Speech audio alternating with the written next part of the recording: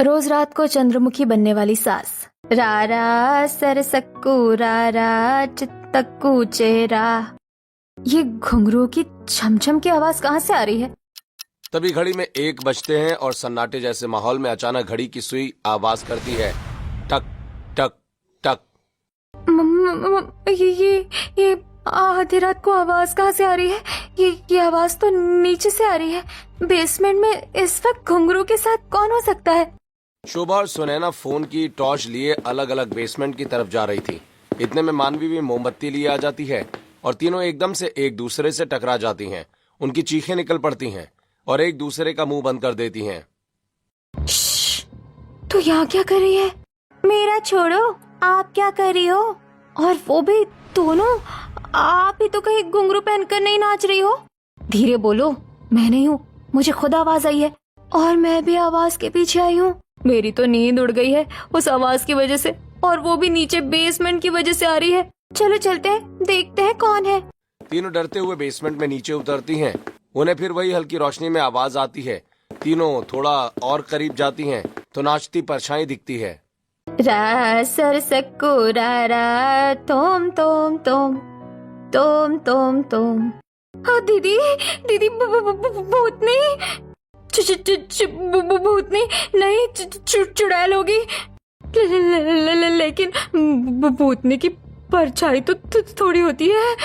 आप दोनों चलो, मेरी फटके, मेरा मतलब दिमाग की नस फट रही है सोच सोच कर कि कौन ये आवाज कर रहा है। तीनों बहुओं की रूह कांप जाती है। अचानक से मोमबत्ती बुझ जाती है, तेज हवा चलने लगती है और तेज घुंघरू के साथ नाचती परछाई देखकर तीनों बहुएं भागने की फिराक में होती हैं। लेकिन ये कौन था? क्या उनके घर में किसी भूतनी का साया था या महज तीनों बहुओं का एक सपना? आइए इस दिलचस्प कहानी को जानने के लिए कहानी शुरू से शुरू करते हैं, जहां घर में सुबह सभी नाश्ता करते हैं। देख बहू, मैंने नारियल और लहसुन की चटनी बनाई है, खा कर देख, पनीर पराठे के साथ अच्छी लगेगी। अरे माँ जी, आपको कैसे पता मेरा पनीर के पराठे के साथ यही चटनी खाने का मन है? इतना टाइम हो गया है, मुझे क्या पता नहीं चलेगा तेरी पसंद नापसंद का? मुझे पता है तुझे पनीर के पराठे के साथ यही पसंद है, चल अब खा ले। उठवा ले बहू, अपने नखरे उठवा ले। उसके बाद 2 बहुएं आ जाएंगी तो इतना प्यार तुझे नहीं मिल पाएगा चंद्रावती का। ऐसी बात नहीं है पापा जी, मुझे पता है माँ जी अपनी तीनों बहू से बराबर प्यार करेंगी और वो दोनों तो अब आने वाली है, अब उन्हें मिलेगा, लेकिन मुझे तो पहले से ही मिलता आ रहा है। वाह भाभी, देवरानी अभी तक आई भी नहीं है और आपको उनकी अभी से केयर है, अच्छी बात है। हाँ वो तो है। आज इन दोनों की हल्दी की रस्म है, कल मेरी 2 नई बहू इस घर में आ जाएगी। बहू कल सारी तैयारी कर लेना, तुझसे कुछ छूट तो नहीं रहा ना? और इनका सहरा ब्रोच और वो घोड़ी वाला, और घोड़ी को खिलाने के लिए गुड़ चना और वो पूजा के लिए सूप। अरे माँ जी आप चिंता मत कीजिए, मैंने कल की सारी तैयारी कर ली है, मुझे तुझसे यही उम्मीद थी। नाश्ता करने के बाद दोपहर तक सारे मेहमान धीरे धीरे आने लगते हैं। शोभा परिवार वालों के साथ हल्दी की डेकोरेशन करती है, फिर अपने दोनों देवरों को हल्दी लगाती है। नाच गाना होता है और अगले दिन अंकित और शुभम की शादी सुनैना और मानवी से धूमधाम से हो जाती है। दोनों बहुओं का गृह प्रवेश होता है। कुछ ही दिनों में घर की जिम्मेदारी संभाल लेती हैं। अब चंद्रावती अपनी तीनों बहुओं के साथ खुशहाल जिंदगी जी रही थी। एक दिन तीनों बहुएं साथ मिलकर रात के 10 बजे बड़े से टीवी पर हॉरर मूवी देख रही थीं। दीदी मुझे डर लग रहा है, अब हमें सो जाना चाहिए, मुझे ये मूवी नहीं देखनी। अरे कितना तो मजा आ रहा है, अभी क्लाइमेक्स आना बाकी है, तभी तो पता चलेगा चुड़ैल कौन है। हाँ मानवी, वैसे थोड़ा थोड़ा डर तो मुझे भी लग रहा है, लेकिन अब इंटरेस्ट आ रहा है, अब होगा मौत का तांडव शुरू। नहीं नहीं दीदी, मुझे नहीं। अरे यार तू तो बड़ी फट्टू निकली, देख देख चुड़ैल आ गई, कैसे नाच रही है। शोभा तुम्हें कल सुबह जल्दी उठना है, तुम्हें पता भी है ना? मैं मीटिंग के लिए 6 बजे निकलूंगा। कल मुझे दूसरे सिटी में जाना है। खाना कैसे बनाओगी? ओहो, मैं तो भूल ही गई थी। चल सुनैना मानवी अब सो जाते हैं, वैसे भी 11:30 हो रहे हैं। ठीक है दीदी, आगे की मूवी हम कल रात को देखेंगे। रात को नहीं, दिन में देखेंगे, रात को डर लगता है। फट्टू फट्टू। वो तीनों बहुएं सो जाती हैं। अगले दिन सुबह जल्दी उठती हैं, टिफिन पैक करके पति को देती हैं। तीनों के पति अर्ली मीटिंग के लिए निकल जाते हैं। तब दोपहर में बहुएं बोर होने लगती हैं तो शॉपिंग करने मार्केट चली जाती हैं। तभी सुनैना की नजर एक एंटीक शॉप पर जाती है जहाँ बहुत सुंदर से प्राचीन घुंघरू थे। वाओ, इट्स सो प्रिटी ना शोभा दीदी। आपका क्या ख्याल है, हमें ये घुंघरू लेने चाहिए? ये बिल्कुल वैसे नहीं है, राजा महाराजा टाइप के, जैसे नृत्य की पहनती हो। हाँ बिल्कुल वैसे ही है, मुझे तो लग रहा है हमें ले लेने चाहिए। मैं भी अभी यही कहने वाली थी, क्योंकि ये सब आज के जमाने में कहाँ मिलता है। ठीक है तो हम खरीद लेते हैं। सुनिए भैया, इसे पैक कर दीजिए। और काफी अफोर्डेबल प्राइस पर मिल गया। शॉपकीपर उस एंटीक घुंघरुओं को पैक कर देता है, जिसे तीनों घर ले जाकर सास को दिखाती हैं। ये देखते ही चंद्रावती खुश हो जाती है। वाह बहू, ये तो बहुत सुंदर है। ये कहाँ मिल गई तुम्हें? सच में ऐसी पायल तो अब कहीं नहीं मिलती। तभी तो माँ जी इसे एंटीक पीस बोलते हैं, इसीलिए मैंने इसे जैसे ही देखा तो इसे तुरंत खरीद लिया। दीदी का भी यही कहना था। अच्छा है बहू, माँ जी पहन कर देखिए ना। नहीं नहीं बहू, मुझे पहनकर क्या करना है, तू इसे रख दे। ठीक है माँ जी। तब सुनैना अपनी अलमारी में घुंघरू उठा के रख देती है। शाम को पति आते हैं तो तीनों बहुएं खाना परोस देती हैं। अंकित जी और खा लीजिए। नहीं, बस पेट भर गया। मीटिंग के बाद बहुत भूख लगी थी तो वहाँ थोड़ा खा लिया था घर आने से पहले। ठीक है। बहुत थक गया हूँ, नींद आ रही है, अब जल्दी से सो जाऊंगा। मैं भी। तीनों बहुएं भी 11 बजे तक रसोई साफ करके अपने अपने कमरे में सोने चली जाती हैं। तभी रात के 12 बजे सोती हुई मानवी के कानों में आवाज आती है। कौन छन छन कर रहा है रात में? कुछ देर के बाद वो आवाज शोभा के कमरे से गुजरती है। अरे कौन है जो शोर मचा रहा है? चुप हो जाओ। ऐसे ही अगले 3 रातों तक वो पायल के घुंघरू की आवाज छन छन करती ही रहती है। एक रात सुनैना भी उठकर देखती है, लेकिन उसे अपने कमरे के बाहर कोई नहीं दिखता। शायद मेरा वहम होगा, ये सब कुछ नहीं होता। क्या हुआ सुनैना, तुमने ये अचानक लाइट क्यों जलाई है? अंदर आ जाओ, सो जाओ। जी आई मैं। सुनैना लाइट ऑफ करके सो जाती है। अगले दिन तीनों बहुएं परेशान होकर काम करती हैं। दिमाग खराब हो गया, आजकल तो नींद पूरी ही नहीं हो पाती। पता नहीं क्यों इतने दिन से मुझे घुंघरू की आवाज सुनाई दे रही है। जरूर मैं रात में कोई सपना देखती होगी। मन कर रहा है दोबारा सो जाऊं। पता नहीं कौन है जो छन छन करता है। शायद घर के बाहर से आवाज आती होगी खिड़की से। एक बार बर्तन साफ हो जाए फिर मैं पूछूंगी सुनैना तो नहीं थी, वही घुंघरू लाई है, वही कर रही होगी ये सब। मैं अभी फालतू सोच रही हूँ। अरे बहू, आज कढ़ी चावल बना देना। ठीक है पापा जी। घर के काम करने के चक्कर में शोभा सुनैना से इस बात को पूछना ही भूल जाती है। लेकिन उस रात 1 बजे तीनों बहुओं को बहुत ज्यादा पायल की आवाज आ रही थी। रा सरसक्कू रारा, रारा चिंतक्कू चेरा। तब शोभा उठकर टॉर्च लिए बेसमेंट की तरफ जाती है। वहीं एक तरफ से सुनैना आती है और मानवी भी मोमबत्ती लेकर आ जाती है। तीनों बहुएं एक दूसरे को देखकर काफी डर जाती हैं और फिर उन्हें नाचती हुई परछाई दिखाई पड़ती है। ये देख उनके पैर क्या, उनकी रूह तक कांप जाती है। दीदी मेरी ऐसी की तैसी हो रही है। ये आवाज रोज मुझे 3-4 दिन से परेशान कर रही है। और मुझे तो लगा सुनैना ही होगी, क्योंकि वही पायल लेकर आई है। अरे दीदी, मैं आपके सामने हूँ, भला मैं ये सब कैसे कर सकती हूँ? पर ये परछाई में नाच कौन रहा है?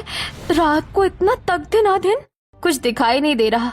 चेहरा छोड़कर सब दिखाई दे रहा है, लेकिन ऐसे कपड़े तो कोई नहीं पहनता इस जमाने में। तुम तुम तुम तुम तुम तुम देरे नाना देरे नाना देरे नाना देरे नाना। हाँ दीदी, बहुत डर लग रहा है। चलो यहाँ से चलो, हमारे घर में चुड़ैल भूतनी है। ये सब दीदी आपकी वजह से हुआ है। उस दिन भूतनी वाली मूवी देख रही थी ना, वही पेतनी होगी जो पायल की छन छन कर रही है। मुझे फट्टू बोल रही थी। खुद को देखो, खुद की तो फा हो गई है। चुप करो तुम, चलो यहाँ से, कहीं वो भूतनी हमारे पीछे ना पड़ जाए। दीदी हनुमान चालीसा मंगवा लो इसे, वरना हमारा कल सुबह राम नाम सत्य हो जाएगा। जा तो सुनैना। नहीं नहीं, मैं नहीं जाऊंगी अकेले, आप दोनों को भी चलना होगा। मानवी और शोभा दोनों एक कदम आगे बढ़ते हैं, क्योंकि साड़ी का पल्लू अचानक किसी जगह अटक जाता है। लेकिन उन्हें भूत का डर लग रहा होता है। हे भगवान, हम आगे क्यों नहीं बढ़ पा रहे हैं? लगता है वो हमें जाने नहीं देगी। कहीं उस चुड़ैल को पता न चल गया हो। जा सुनैना, जल्दी जा, हम दोनों हिल नहीं पा रहे। ठीक है, जाती हूँ। तभी सुनैना दबे पांव बेसमेंट से ऊपर आती है और अपने कमरे में जाकर हनुमान चालीसा लेती है और उसे अपना कबर्ड खुला हुआ मिलता है और देखती है कि उसके लाए घुंघरू वहाँ पर है ही नहीं। घुंघरू गायब है। मतलब कहीं वो वही घुंघरू की आवाज तो नहीं। नीचे जाने का मन नहीं कर रहा, लेकिन दीदी और मानवी के पास जाना ही पड़ेगा, वो अकेली है। सुनैना जैसे तैसे डरते हुए नीचे पहुंचती है, लेकिन तभी सुनैना की नजर एक टेबल पर जाती है जिसमें दोनों का पल्लू अटक गया था। वो उसे निकाल लेती है। आप दोनों खामखा डर रही थी। पीछे में आपके पल्लू फंस गए थे, कोई चुड़ैल नहीं थी। पर वो नाच रही है, गाने की आवाज आ रही है। तुमने सुना नहीं? तू जल्दी से हनुमान चालीसा पढ़। सुनैना जैसे ही बोलने की कोशिश करती है, तभी चंद्रावती नृत्य के कपड़ों में राजसी गहने पहने, बिखरे बाल, फैला काजल और डरावने चेहरे वाली चंद्रमुखी मानवी के कंधे पर हाथ रख देती है। मानवी की सिट्टी पिट्टी गुम हो जाती है। तीनों बहुएं मुड़ती हैं और उस डरावनी चंद्रमुखी को देख उनके पैरों तले जमीन खिसक जाती है। ना मुंह बंद हो रहा था, न गले से आवाज निकल रही थी। मुझे हमें छोड़ दो। तुम तीनों दासी यहाँ क्या कर रही हो? दासी को कौन दासी? हम आपकी बहू है। माँ जी, आप यहाँ बेसमेंट में? कौन माँ जी, कौन बहू? दासी हो तुम, दासी।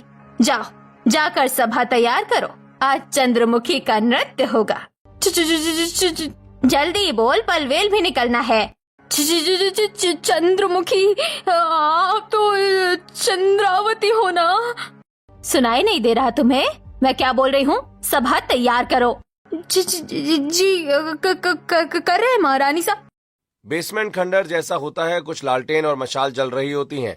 आसपास जाले लगे होते हैं और डर के मारे तीनों बहुएं आसपास का माहौल तैयार करती हैं। इतने में चंद्रमुखी 2 ताली बजाती है और तीनों बहुएं सिर झुकाकर खड़ी हो जाती हैं। जी महारानी साहब, जाओ मेरे लिए खाने का प्रबंध करो और खिलाओ। तब डर डर कर मानवी ऊपर जाकर रसोई की फ्रिज से ढेर सारे फ्रूट्स लेकर आती है। चंद्रमुखी सिंहासन पर लेटी होती है। एक बहू पैर दबाती है, एक अपने हाथ से फल खिलाती है तो दूसरी हवा करती है। लगा लगा लगा लगा मेरी मोमबत्ती। दीदी, माँ जी में भूतनी आ गई है और पता नहीं क्या चंद्रमुखी कर रही है। वही तो, चंद्रमुखी हो या चंद्रावती, सेवा तो वो हमसे अभी भी करवा रही है। दासी हट जाओ, नृत्य का समय हो गया है। पागलों की तरह चंद्रमुखी नृत्य करने लगती है। बिखरे बिखरे बालों में तीनों बहुएं डर जाती हैं और घुंघरू की तेज आवाज हो जाती है। रारा सरसक्कू रारा, राचिंतक्कू चेरा, प्राण में निधि राय तू को राधरा, श्रास मो श्रास वे रारा। ये देख तीनों बहुएं कांपते हुए वहां से भाग जाती हैं। अगली सुबह तीनों के चेहरों के रंग उड़े हुए थे। सभी डाइनिंग टेबल पर बैठी हुई थीं। क्या हुआ मानवी, तेरे चेहरे पर 12 क्यों बजे हैं? रात को जो हुआ उसके बाद चेहरे पर 12 नहीं तो क्या 13 बजेंगे? मतलब कल रात जो हुआ वो सच था ना? अगर सपना होता तो तीनों एक ही सपना थोड़े ना देख सकती है दीदी। इतने में चंद्रावती चाय लेकर आती हैं। क्या बात है बहुओं, ऐसे क्यों देख रही हो? ये लो चाय पियो। अरे लो। तीनों बहुएं सहमे हुए चाय का कप ले लेती हैं और उनके हाथ कपकपाने लगते हैं। क्या हुआ बहू, चाय पियो। तुम तीनों की तबीयत खराब है क्या? ये तीनों तो ऐसे डर सहम गए जैसे इन्होंने अभी कोई भूत देख लिया हो। हाँ पापा जी, भूत ही है ये चंद्रमुखी। तुम पी क्यों नहीं रही हो? और आप तीनों को सांप सूंघ गया है क्या? हाँ। अरे ये तो ऐसे कर रही हैं जैसे कि भूत से इनकी मीटिंग हो गई हो। आप लोगों को हंसी आ रही है? वो हमने कोई सपना देख लिया था इसलिए। अच्छा, अब आप तीनों को एक जैसा सपना आने लगा। क्या बहू, तुम सुबह सुबह कौन सी कॉमेडी कर रही हो? जरूर रात को तुम तीनों मूवी देख रही होगी भूत वाली। जाओ खा पी कर आराम कर लो। नहीं माँ जी, हम ठीक है। जैसे तैसे सब नाश्ता करते हैं। तीनों बहुएं शाम का खाना बनाती हैं। दीदी, अगर मम्मी जी में आत्मा हुई किसी भूतनी की जिसका वो चंद्रमुखी नाम बता रही थी, हम उससे बचना होगा। हाँ, हमें बचना तो होगा। रसोई का सारा काम खत्म कर सबको खाना खिलाकर तीनों बहुएं सो जाती हैं। लेकिन देर रात 12 बजे उन्हें फिर घुंघरू की आवाज आने लगती है और इस बार भी तीनों एक साथ डरते हुए नीचे जाती हैं तो अपनी सास को चंद्रमुखी की तरह नाचता हुआ पाती हैं। दीदी, ये तो आज भी नाच रही है। माँ जी को क्या हो गया है? कल रात का तो सुबह उन्हें याद ही नहीं था। कैसे याद होगा? चंद्रमुखी की आत्मा ने माँ जी को जकड़ जो रखा है। वही तो। और इनका हुलिया कितना बिगड़ा हुआ है, पागलों की तरह नाच रही है घुंघरू पहनकर। और ये इतना बड़ा बड़ा मेकअप, बिंदी भी। माँ जी आपकी तो सारी लिपस्टिक खराब हो गई है। हाँ जी, माँ जी की आत्मा को किसी दुष्ट आत्मा ने कैद किया है, तो हमें उनकी मदद करनी होगी। 3-4 दिन गुजर जाते हैं। रोज रात को घुंघरू की आवाज आती है। तीनों बहुएं देखती हैं कि कैसे उनकी सास चंद्रावती अपनी हकीकत भूलकर रोज रात को चंद्रमुखी बन जाती है। अपनी बहू का लगातार ये हाल देखकर महिपाल और उनके पति परेशान हो जाते हैं। बहू, क्या बात है? सच सच बता दो। तुम तीनों बहुत परेशान हो, डरी हुई हो, क्या हुआ? हाँ हाँ, हमें बता दो, हम तुम्हारे पति हैं। आप लोगों को विश्वास नहीं होगा, लेकिन माँ जी के अंदर चुड़ैल की आत्मा आ गई है। वो रोज रात को चंद्रमुखी डांस करती हैं। हाँ, वो बहुत डरावनी शक्ल बनाकर, और कपड़े तो आप पहचान नहीं पाओगे। नहीं, ये सच नहीं हो सकता। यही सच है। हमने रोज रात को घुंघरू की आवाज सुनी है और माँ जी को चंद्रमुखी बनते देखा है। और क्या पापा जी, आपको पता नहीं चलता? रोज रात को वो आपके पास से उठकर नीचे थिरकते हुए पहुँच जाती है बेसमेंट में। नहीं, मुझे नहीं पता चला, मैंने नहीं देखा। अगर आप लोगों को विश्वास नहीं है, तो आज रात के 12 बजे के बाद आप खुद माँ जी का चंद्रमुखी डांस देख लेना। इतने में बाहर से चंद्रावती आ जाती है। उसे अचानक देख सबका गला सूख जाता है। अरे क्या हुआ? क्या बातें हो रही है बहुओं के साथ? अरे मैं ही ये दोनों बच्चों को बचपन की बात बता देता हूँ। जाओ बहू, अब तुम काम कर लो। जी पापा जी। उस टाइम तीनों बहुएं चली जाती हैं, पर जैसे ही घड़ी में 12 बजते हैं, ससुर को भी घुंघरुओं की आवाज आने लगती है। ये घुंघरुओं की आवाज कहाँ से आ रही है? तभी तीनों बहुएं अपने पतियों को लेकर आती हैं। ससुर को भी बेसमेंट में ले जाती हैं, जहाँ बिखरी जुल्फों में परिवार वाले चंद्रावती को नाचते हुए देखते हैं। आमी जे तोमार, शुधु जे तोमार, आमी जे तोमार, मेरी चाहते तो फिजा में बहेंगी, जिंदा रहेंगी होके फना। तरनना तुम, तरनना तुम, तरनना तुम, तरनना तुम, दाना देर देरे ना, मेरे ढोल ना सुन, मेरे प्यार की धुन। आमी चंद्रमुखी। ये चंद्रावती को क्या हो गया है? ये चंद्रमुखी नहीं हो सकती। पापा, माँ तो बहुत डरावनी लग रही हैं। हाँ पापा, बहुत ज्यादा। पापा कुछ करो, मम्मी को बचाओ। हाँ पापा जी, जाइए मम्मी जी को बचाइए। हाँ पापा, मुझसे माँ का ये चंद्रमुखी रूप नहीं देखा जा रहा। ऐसा हाल, प्लीज कुछ करो। तुम लोग यहाँ क्या कर रहे हो? तुम्हें समझ नहीं आता हमें कितना काम है? और तुम दासी यहाँ क्या खड़े हो? मेरे लिए शरबत लेकर आओ। जी जी जी माँ जी, मेरा मतलब रानी सा, हम अभी लेकर आते हैं। चंद्रमुखी, मेरा मतलब चंद्रावती, ये तुमने अपना क्या हाल बना रखा है? ये कैसे कपड़े पहन लिए? और ये गहने आधी रात को ऐसे कौन नाचता है? चलो घर में चलो, सो जाओ। महिपाल जैसे ही चंद्रमुखी का हाथ पकड़ता है, चंद्रमुखी की आंखों में तेज गुस्सा भर जाता है और वो महिपाल को पटक देती है। क्या बोला तूने? तू मेरी सभा का दास होकर मुझे हुक्म देगा? तुझे तो मैं छोड़ूंगी नहीं। हाँ, ये तुम्हें क्या हो गया है चंद्रावती? मैं तुम्हारा पति हूँ। पति नहीं तो सेनापति है। चल मेरे पैर दबा। और तुम तीनों दास मेरे शाही दरबार को सजा दो। अरे मम्मी, हमें पापा की तरह कपड़े जैसा मत पटक देना। मतलब सेनापति जैसा महारानी कह रही हैं। हाँ चलो चलो करो। देख लिए देवर जी, आपने भी अपनी आंखों से कुछ याद नहीं है, बस वो चंद्रमुखी बन गई है। कुछ देर में तीनों बहुएं दासी के रूप में चंद्रमुखी का ख्याल रख रही थीं। उसे खिला रही थीं, पैर दबा रही थीं, हवा कर रही थीं, और तीनों बेटे माँ की साफ सफाई सजावट कर रहे थे। और एक बेटे को सेनापति से तलवारबाजी करने को कहती है, पर दोनों को ठीक से तलवारबाजी करना नहीं आता। तो चंद्रमुखी गुस्से में आ जाती है। তোমরা এসব কি করছো? मार खेते चाहो न की? बचाओ बचाओ, माँ जी के अंदर चुड़ैल आ गई है। पहले तो माँ जी शुद्ध हिंदी बोल रही थी, अब कौन सी भाषा बोल रही थी? तब चंद्रमुखी तलवारबाजी सीखने के लिए उन पर वार करती है और सबके सब डर के इधर उधर भागने लगते हैं। नहीं छोड़ूंगी मैं तुम्हें।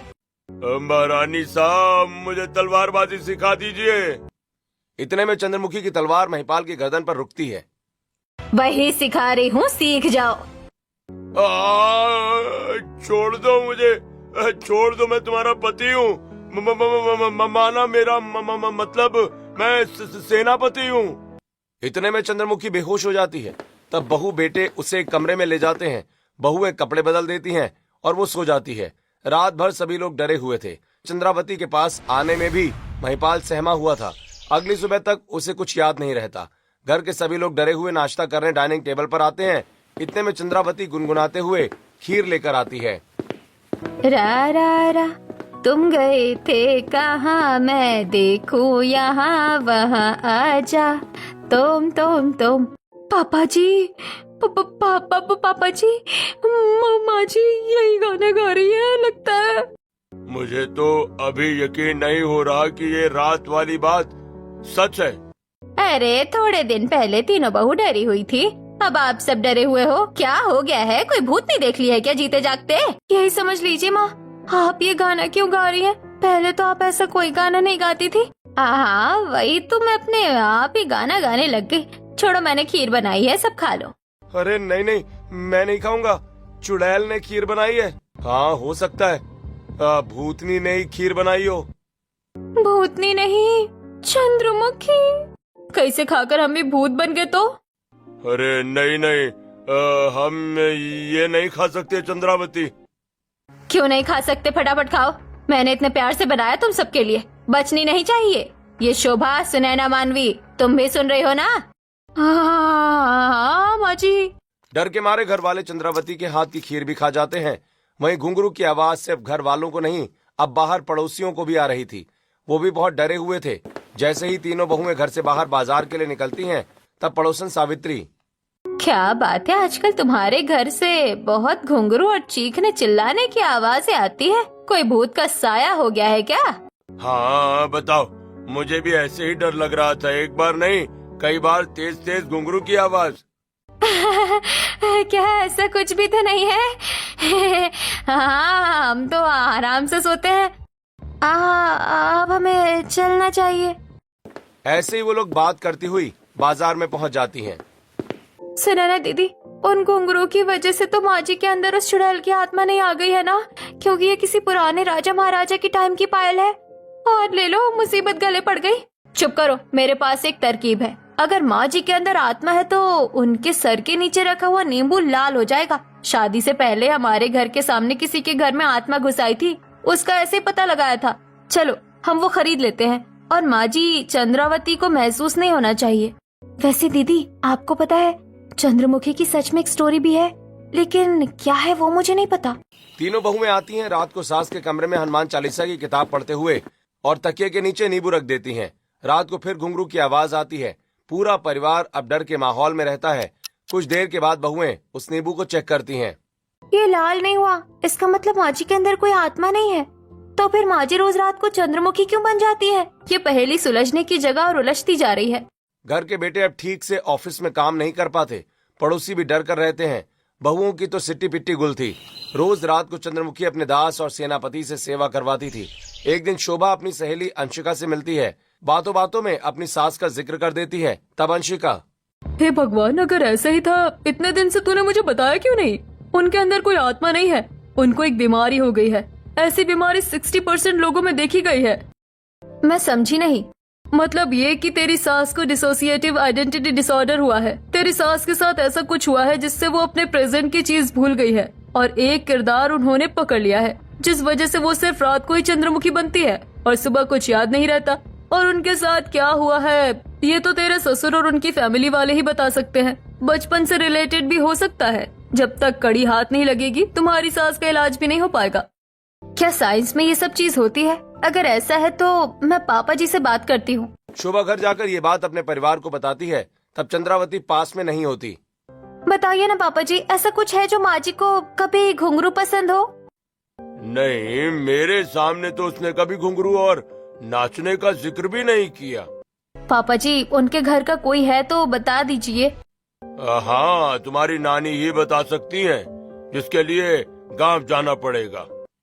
तो हम आज निकलते हैं, क्योंकि ज्यादा टाइम लिया तो मेरी फ्रेंड कह रही थी माँ जी की तबीयत भी खराब हो सकती है। बहू तुम कहाँ जा रही हो? एक तो मेरा शरीर भी दुख रहा है और रोज दुखता है सुबह उठकर, जैसे कि रात को मैं कोई मजदूरी कर रही हूँ, लेकिन मैं तो सिर्फ सोती हूँ। हाँ माँ जी, रात को आप चंद्रमुखी वाली मजदूरी करती हैं।